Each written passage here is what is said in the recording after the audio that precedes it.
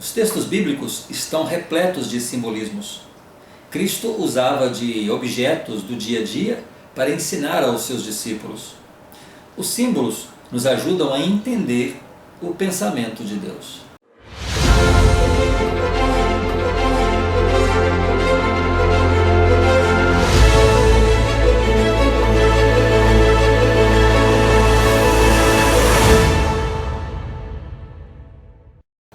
Lendo a Bíblia, nós encontramos o uso de simbolismos em muitas escrituras. O próprio Cristo fazia uso desses simbolismos para explicar aos seus discípulos o que ele queria transmitir, a sua vontade, os seus ensinamentos.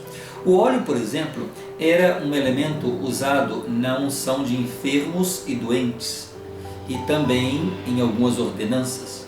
Então, quando Jesus Cristo ou os apóstolos ou um portador do sacerdócio colocava as mãos sobre a cabeça de uma pessoa para abençoá-la ou para ordená-la a algum ofício, a algum chamado, então ele o fazia colocando na cabeça dessa pessoa o óleo. A unção com óleo consagrado simbolizava a presença e manifestação do Espírito Santo. Outro elemento que era usado nas Escrituras é o trigo. O trigo representa nas Escrituras a palavra de Deus. Outro elemento que é usado nas Escrituras é o incenso. O incenso representa a nossa oração que se eleva a Deus. Outro elemento que aparece nas Escrituras é o simbolismo do mel e do fermento. Na época de Moisés, Deus orientou a Moisés que dissesse para o povo que o pão que seria feito na sua saída do Egito, que esse pão não levasse fermento. Porque o fermento e o mel eles representam aquilo que deteriora, aquilo que estraga, representa a corrupção. Isso nas Escrituras. Por isso Deus disse a Moisés que os pães deveriam ser feitos sem fermento. Outro elemento que aparece é o sal. O sal representa a pureza, representa a vida, representa os convênios que nós fazemos com Deus. Na antiguidade, também quando não havia forma de manter os alimentos, de conservar os alimentos, então o sal ele era usado para conservá-los.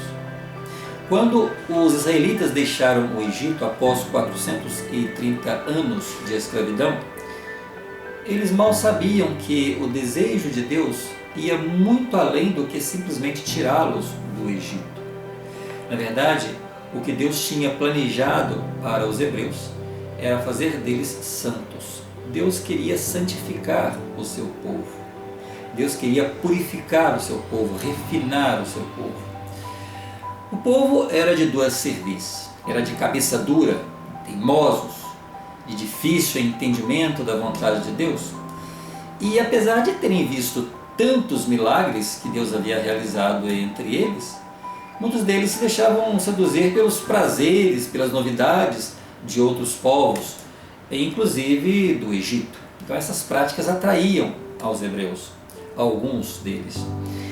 Santo, quando falamos da palavra santo, nós temos que ter a ideia de todo aquele que se esforça por cumprir a palavra de Deus.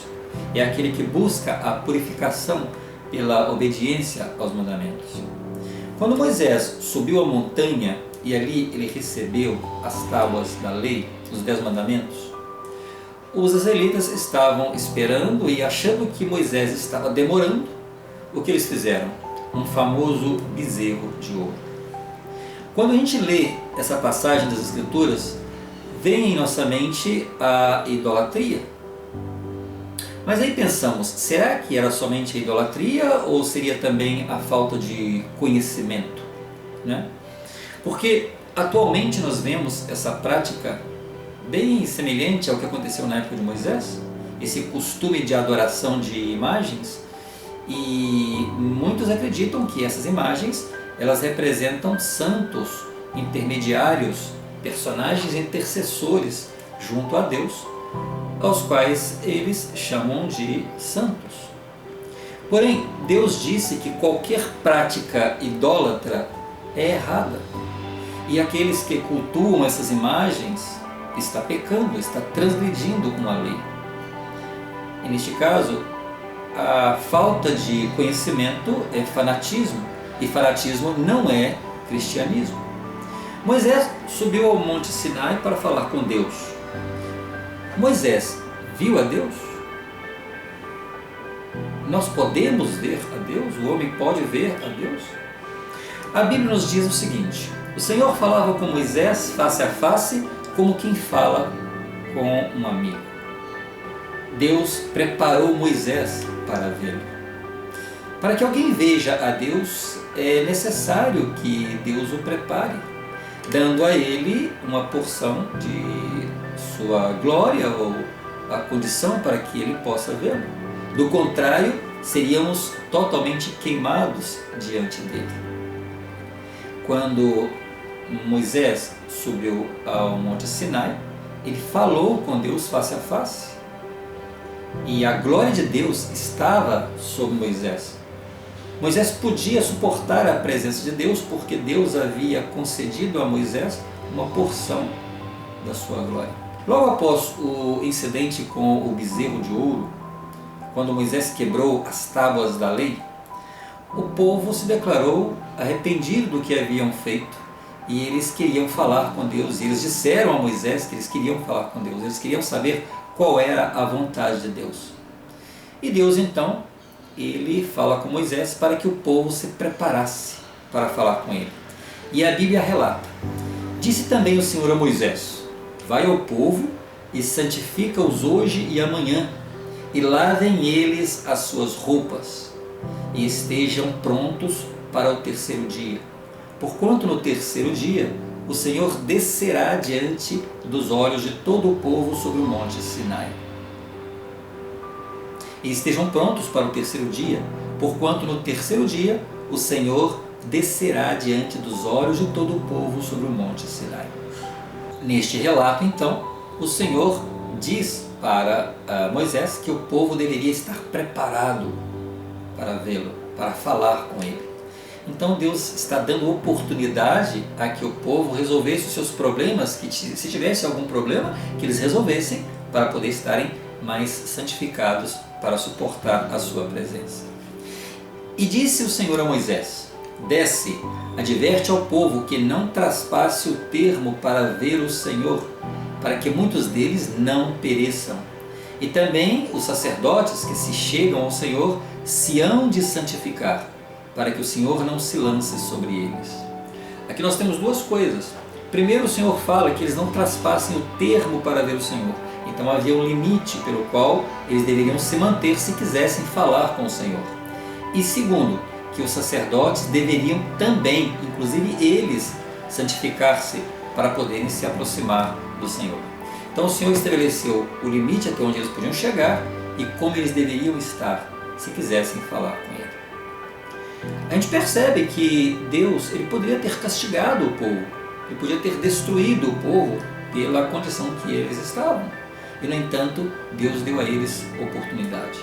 Deus é paciente, ele poderia ter destruído o povo.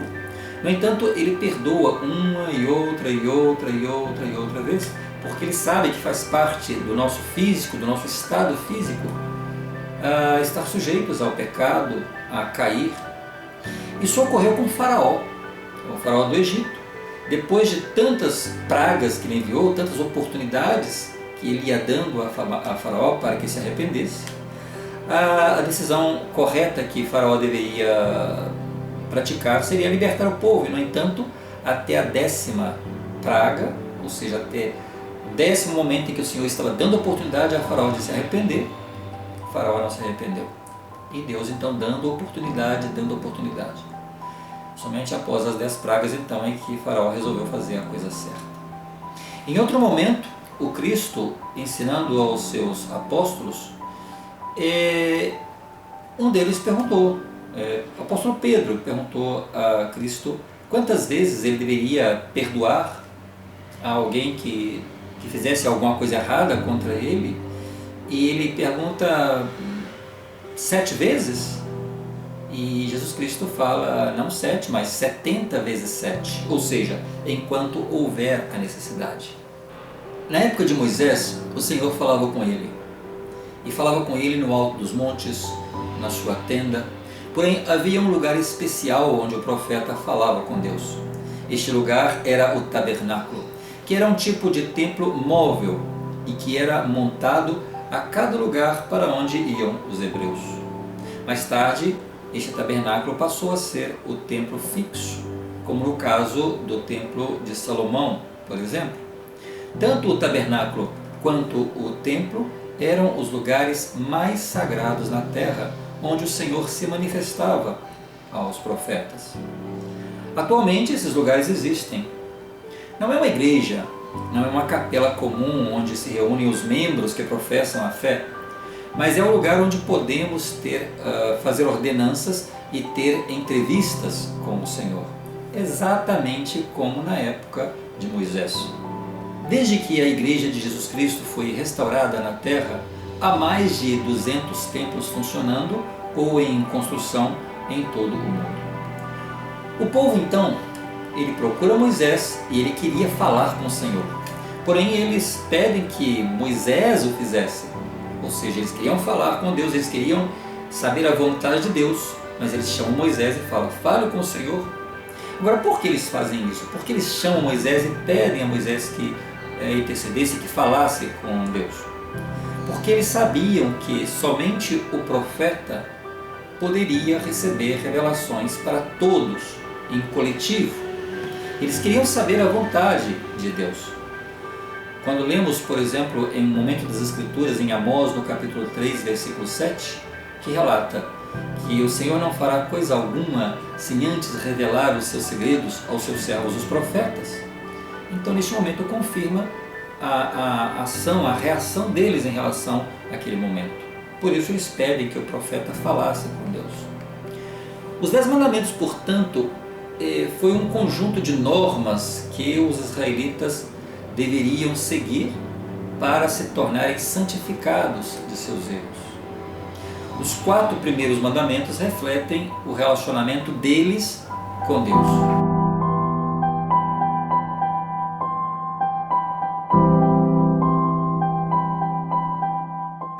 O 5º mandamento reflete a importância da família. E os outros 5 mandamentos se referem ao relacionamento que nós temos que ter com o nosso semelhante, que eles deveriam ter entre eles e com os seus próximos, com os seus semelhantes. Honestidade, justiça, violência, corrupção, desobediência, perdão, trabalho, respeito, ética, honra, obediência, são alguns dos valores que se refletiriam nesses 10 mandamentos.